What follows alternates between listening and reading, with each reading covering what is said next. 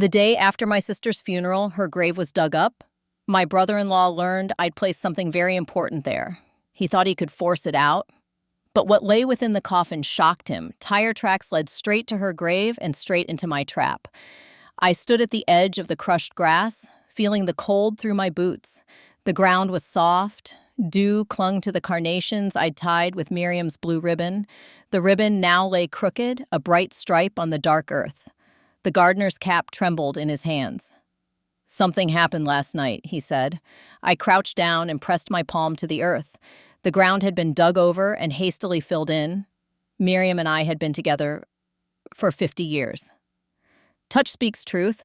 Curtis leaned toward me after the ceremony, his breath fresh as mint, and he was insistent. "Ruth," he whispered, "we need to talk about the papers your sister lost." Lost. He meant the will, quietly signed at my kitchen table after she learned what he'd done with their lives. He meant the bills she'd hidden. He meant the entire stack of papers. He also meant the small silver thimble Miriam kept in a cup on her sewing table. I'd slipped it under the ribbon of her bouquet before the lid was closed. He thought it held the key.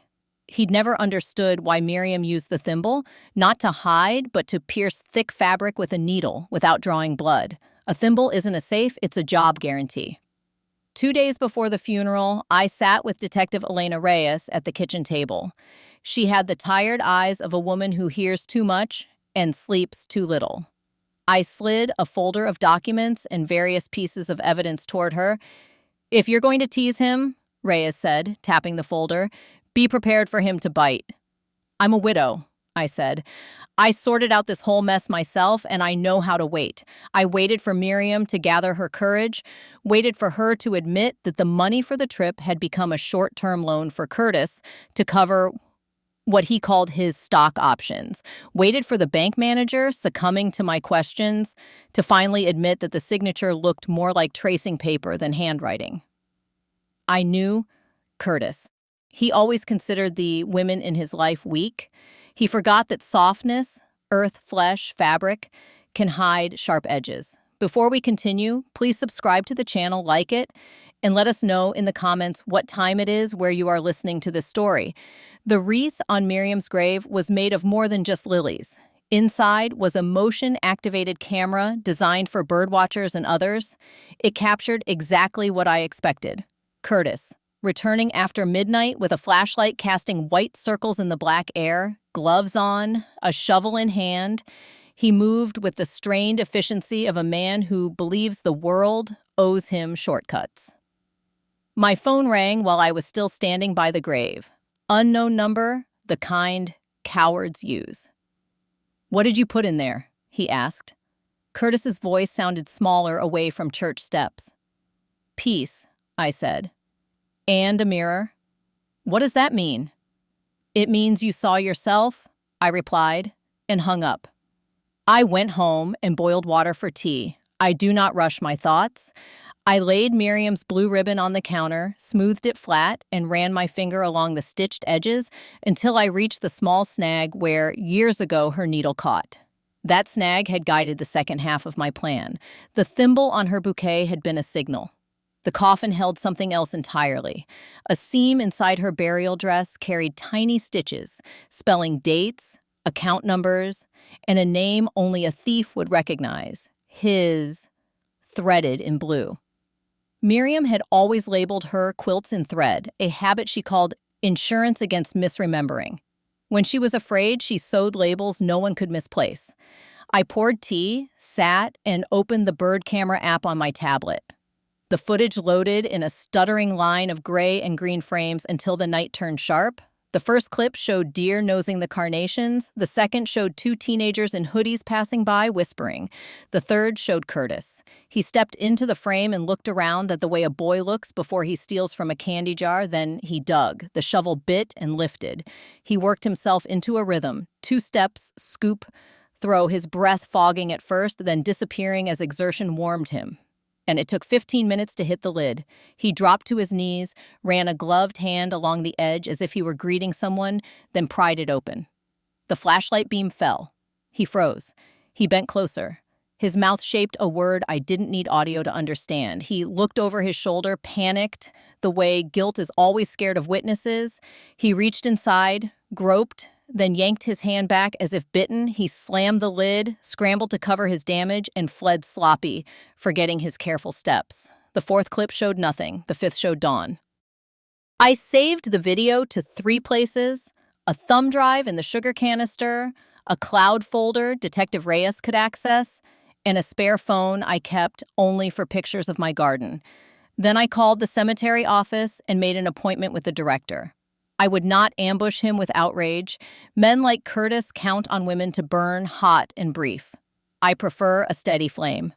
By noon, the cemetery director had seen the footage and called the police himself. By 2, the grounds were cordoned off. By 4, a uniformed officer knocked at my door and asked permission to search my phone again for the complete chain of evidence. I poured him coffee and offered oatmeal cookies because kindness is not incompatible with resolve. He took both. Curtis called at dusk. "You set me up," he said. "I set a boundary," I replied. "You don't understand liability. That land belongs to her," I said, "even now. You think a judge will send me away for trying to secure property my wife misallocated?"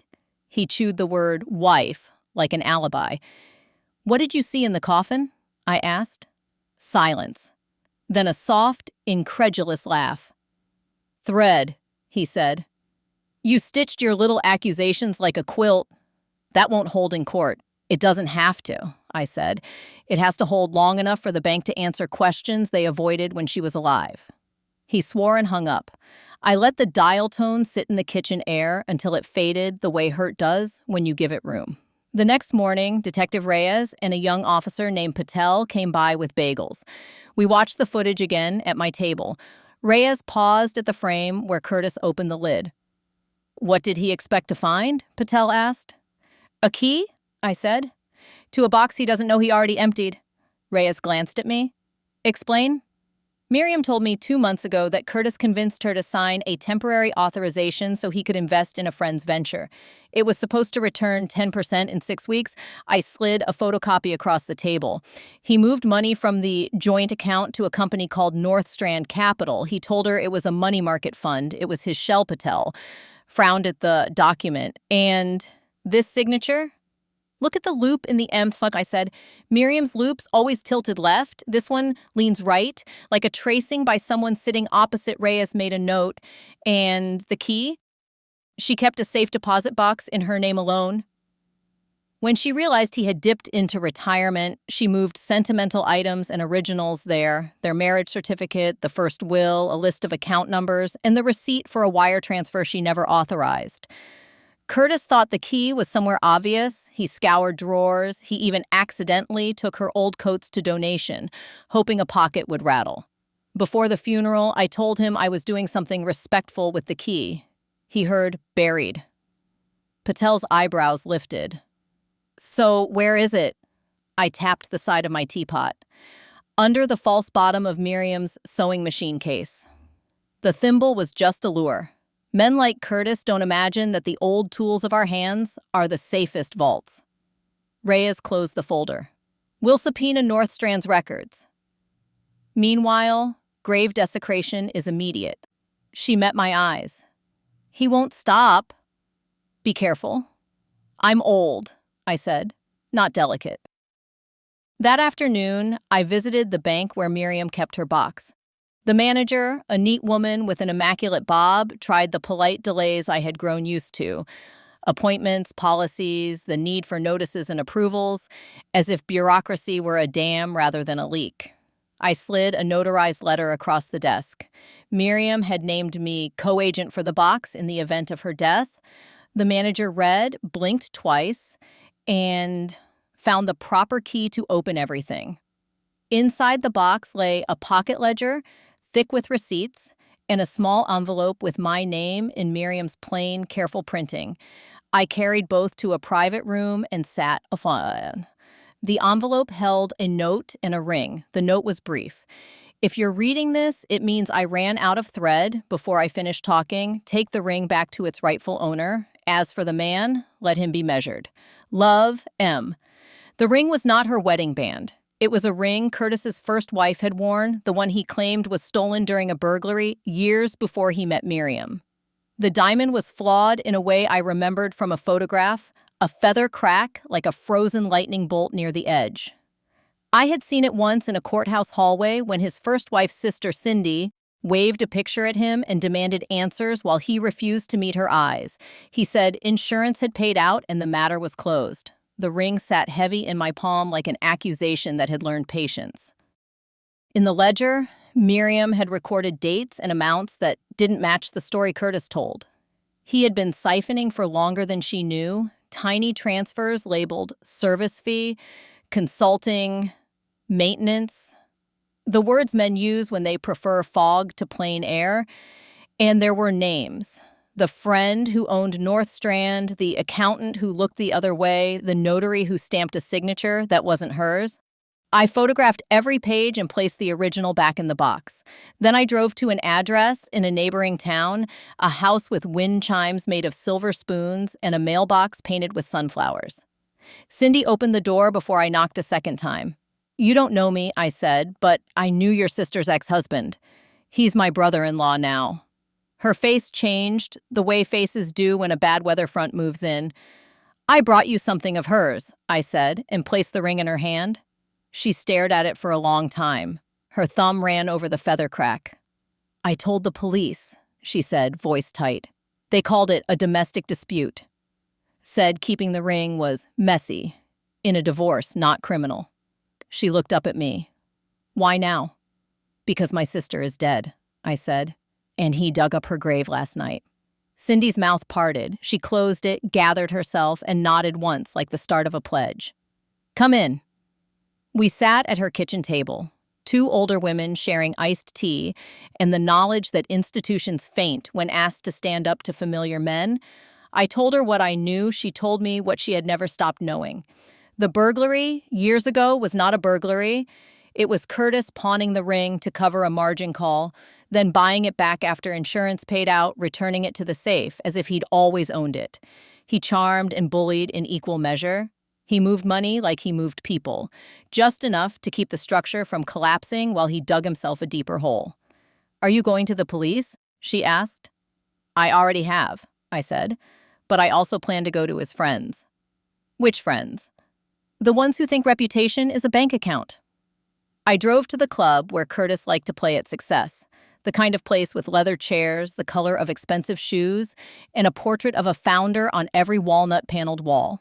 I did not dress for them. I dressed for myself. Neat slacks, Miriam's locket at my throat, soft-soled shoes that did not slip on arrogance. The host tried to seat me at a back table. I asked for the bar. Two men at the far end were laughing in the hush of money, quiet, knowing, confident. One was Aaron Gall, owner of North Strand. He wore his success like cufflinks, small and bright, meant to distract. The other was a local councilman with a stomach you could balance a glass on and a voice that practiced sympathy during election years. "Aaron," I said, setting my tote gently on the bar, "you don't know me, but you know my brother-in-law." He looked me up and down, performing the math men like him do. Woman plus age plus tone equals harmless. "I know many people," he said. "I'm Ruth," I replied, "and I brought you some reading." I slid printed screenshots toward him, wire transfer confirmations, emails where he promised guaranteed returns, a PDF attachment with the councilman CC'd for reasons no one would find wholesome. The councilman cleared his throat. "Ma'am, you can't just—" "I can," I said, and I did. "Detective Reyes has the originals. This is me offering you the chance to remember what you did before your lawyer reminds you what to forget." I tapped the CC line. Why was the councilman copied on an investment email? Aaron's mouth opened, then closed. He turned the pages without reading, cheeks blotching. "What do you want?" he asked. "I want you to understand what you passed along," I said. "Miriam's money paid for a friend's campaign dinner. It bought a watch I saw you admire last Christmas. It bought Curtis time he didn't deserve." I leaned in. "He dug up his wife's grave last night. I have video." That's where this story will start when it goes public." The councilman swallowed. "There must be a way to resolve this quietly." "I tried quiet," I said. "For 6 months. You all liked quiet. Quiet fed you. Now it will starve you." I left them sitting in their leather certainty and drove home on side streets, the kind with maple trees that arch and hold the sky together. That evening, the second act began with the second opening I promised myself I'd use if they forced my hand. He brought a shovel to the cemetery. I brought dates and numbers sewn where only a thief would look. I started with the church. People gather repetitions there, prayers, casseroles, rumors. After Sunday service, I stood by the coffee urn and spoke in the calm voice I reserve for women unlocking secrets. "Did you know Miriam changed her will?" I asked a woman who ran the altar guild. "I heard Curtis wasn't happy," she said, lowering her voice as if God didn't care for gossip. "He was unhappy enough to return last night with a shovel," I said. "The police have cordoned the grave." Her hand flew to her mouth. Shock is contagious. So is truth when you tell it sparely. By noon, the rumor had become a narrative, and the narrative had a villain who had chosen his role publicly. Curtis texted me that afternoon. "You'll ruin her memory?" "No," I typed. "You did." He arrived at my house uninvited at dusk. Men like him prefer thresholds. They can pretend they're civil while placing a foot inside. I opened the door and stood where the chain would have been if I still used one. "You're making a spectacle," he said. "Miriam would hate this." "Miriam hated lying," I said. "She tolerated it the way we tolerate mosquitoes." Swatting was inevitable. He laughed, a short bark that hit the siding and fell. "You're what? 68? 70? Do you really want to spend the time you have left in depositions?" "I want to spend it sowing truth," I said. He tried to step past me. I did not move. We are not as fragile as they hope. A car pulled up across the street. Reyes stepped out, hair tucked under a ball cap, plain clothes that didn't hide her authority. "Everything all right, Ruth?" she called. Curtis balled his hands, then relaxed them the way he had learned to in anger management class. He told everyone was for leadership. "We're fine," he said too loudly. "We're done," I said, and closed the door. The next morning, the first true twist arrived disguised as an ordinary envelope in my mailbox. No return address. Inside, a photocopy of a receipt from a storage facility 2 towns over, signed by Curtis with a date from 3 weeks earlier, and a sticky note with a unit number in block letters. No explanation. I do not chase secrets without telling someone where I'm going. I texted Reyes a photo and the address. She responded with a thumbs up and the words, "Wait for me." I waited on a bench outside the facility office, pretending to admire a hanging basket straining under too many petunias. 20 minutes later, Reyes's unmarked sedan slid into a spot. She had a warrant in her pocket by afternoon after a judge who remembered burying her own mother signed it with a grim mouth. The unit smelled of dry cardboard and old fear. Reyes lifted the rolling door and clicked on her flashlight.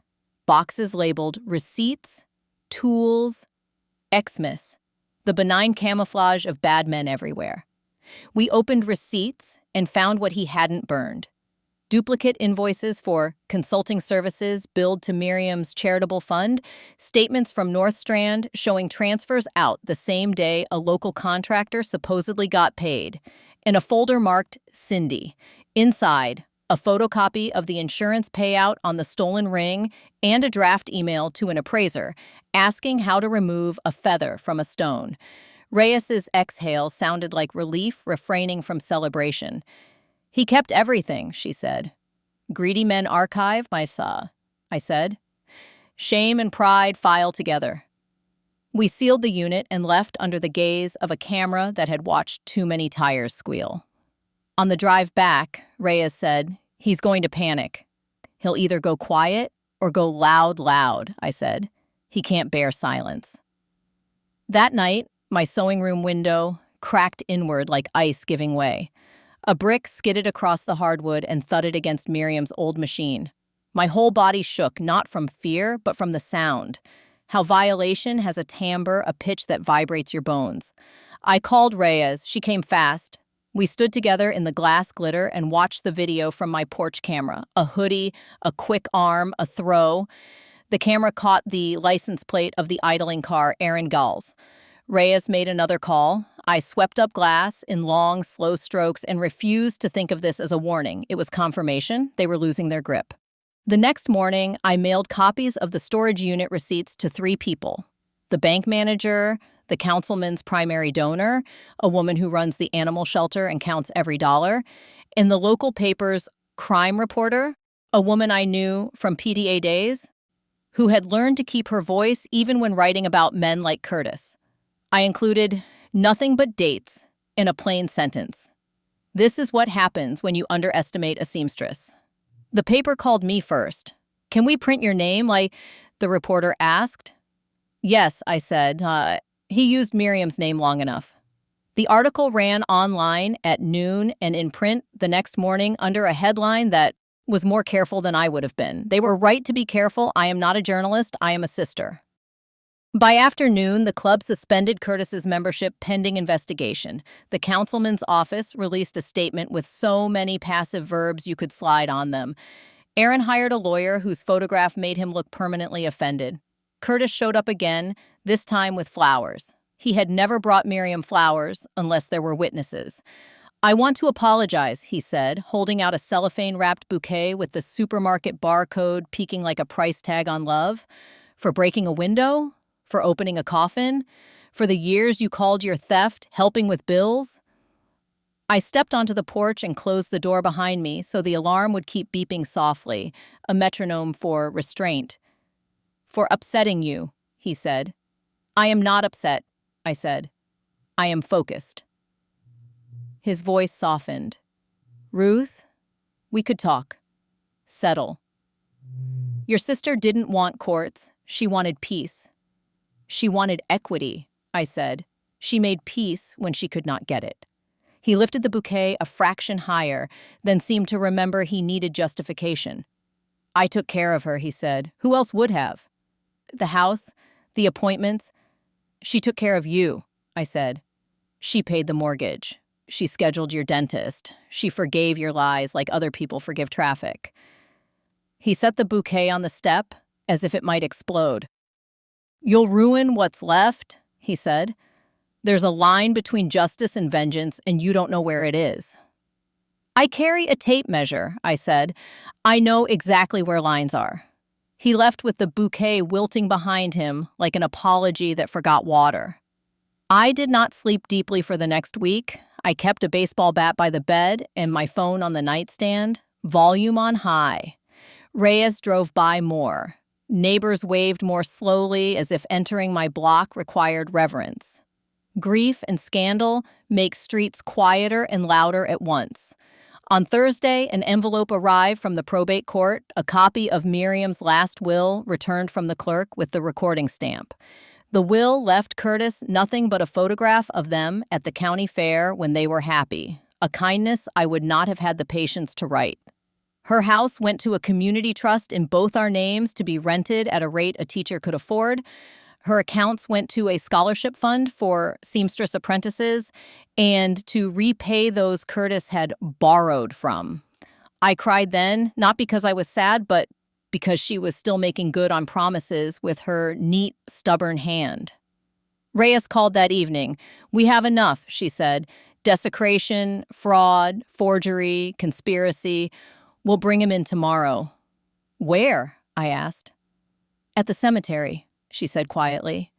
"He keeps returning." I arrived early and stood by Miriam's grave. The sod had been repaired, but you cannot erase disturbance. You can only encourage it to settle. I brought fresh carnations and tied them with a new blue ribbon. This one I left unfrayed. Curtis came at 10:12, squeezing his car into a spot he felt entitled to because entitlement had always been his map. He walked toward me with a face arranged to look humble.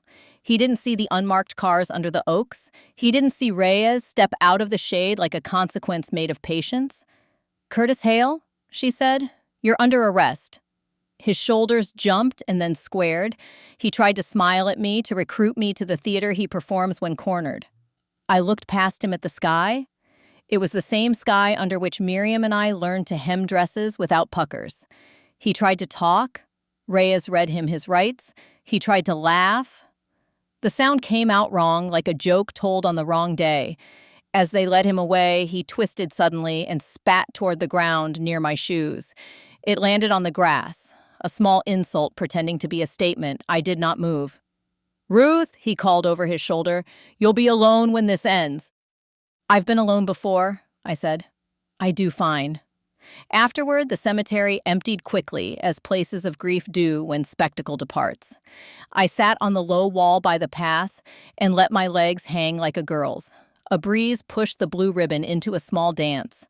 I touched the stone with 2 fingers the way Miriam used to touch finished seams, lightly, checking for truth. The months that followed were not cinematic. They were appointments and statements and the steady work of stitching facts together so even a bored juror could read them.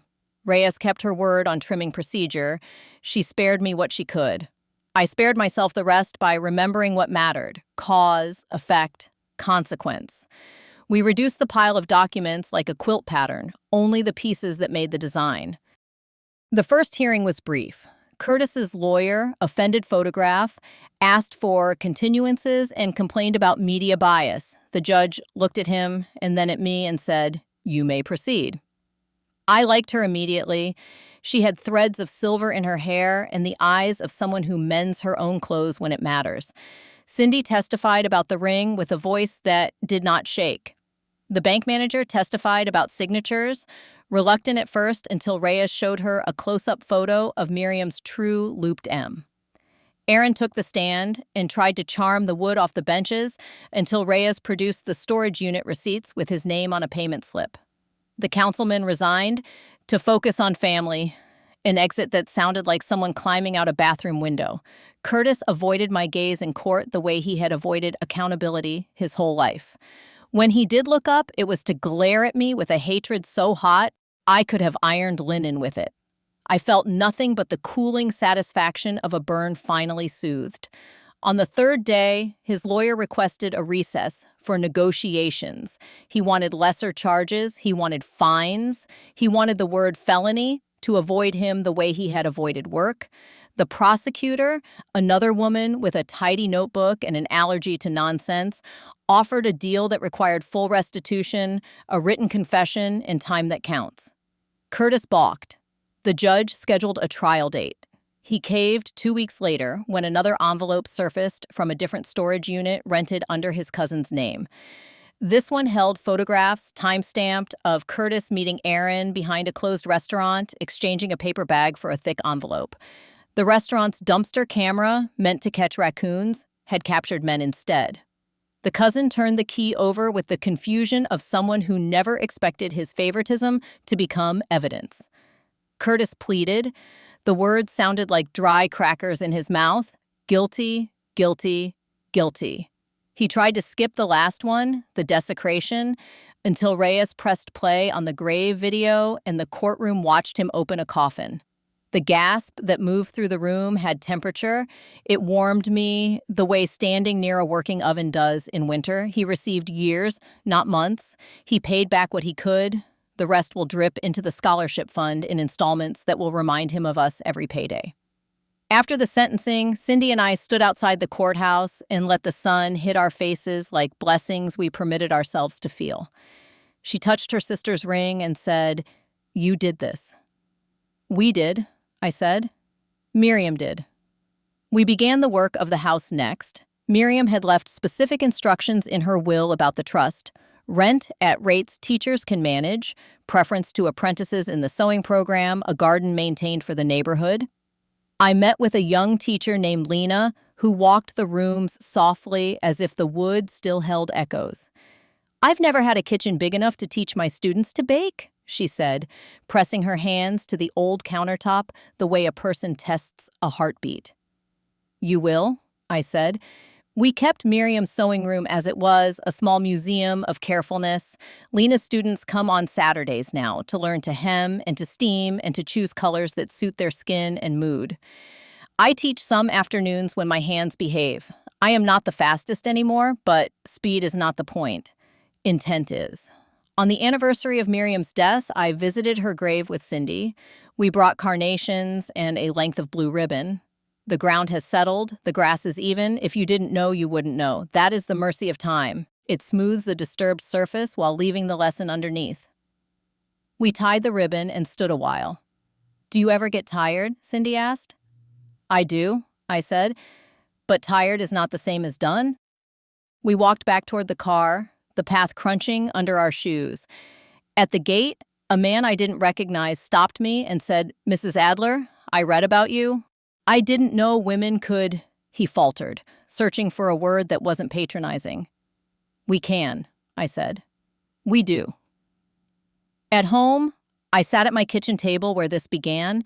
The blue ribbon lay coiled like a small river on the wood. I threaded a needle and stitched two words on one end the way Miriam would have, still here. That night, I slept without the bat near my bed. The house sighed the way houses do when they are relieved of watching you too closely. In the morning, Lena texted me a photograph. Three girls around Miriam's machine, grinning at their first straight seams. Behind them, the window I repaired where the brick came through shone clean and ordinary. No longer a scar, just a piece of glass, doing what it was made to do. A week later, a letter arrived from the State Victim Restitution Office with the first payment for the scholarship fund. It wasn't much. It was enough. I held the check and pictured thread running through fabric, pulled steady, each stitch small but strong. That is how you hold things together. Not with declarations, with repetitions. I went to the cemetery that afternoon alone and sat on the grass. A breeze moved through the maples. Somewhere a mower hummed in the distance, that ordinary summer sound of things being kept, tended, made neat. I laid my palm on the ground and felt its firmness return, the way a good seam feels after you press it. Flat, obedient, prepared to carry weight. I did what you asked, I said aloud. I let him be measured. A robin hopped near my shoe and cocked its head as if wondering whether I had anything more to add. I did, but not for the bird, for Miriam, for myself. They thought power was something you dig up, I said. They learned it is something you plant and tend. I rose, brushed off my slacks, and walked back to the car. On the passenger seat, the blue ribbon waited for its next use. There is always another seam to reinforce, another edge to bind so it doesn't fray under ordinary strain. At home, I brewed tea and called Cindy. We talked about simple things because justice, once done, gives you back simple things. We made plans to take her niece to the museum on Saturday and to stop at the bakery. Miriam liked that still keeps the old glass case and the bell that rings when you open the door. Before bed, I wrote a note and tucked it into the locket at my throat. The locket that had started Curtis running in circles. If anyone ever opens it after me, I want them to hear my voice the way I still hear Miriam's when I sew. My note was 5 words. They are enough for any woman at any age who is told she is soft. You are the sharp edge. My grandma told me this story. I have many more stories. Subscribe so you don't miss the most interesting things.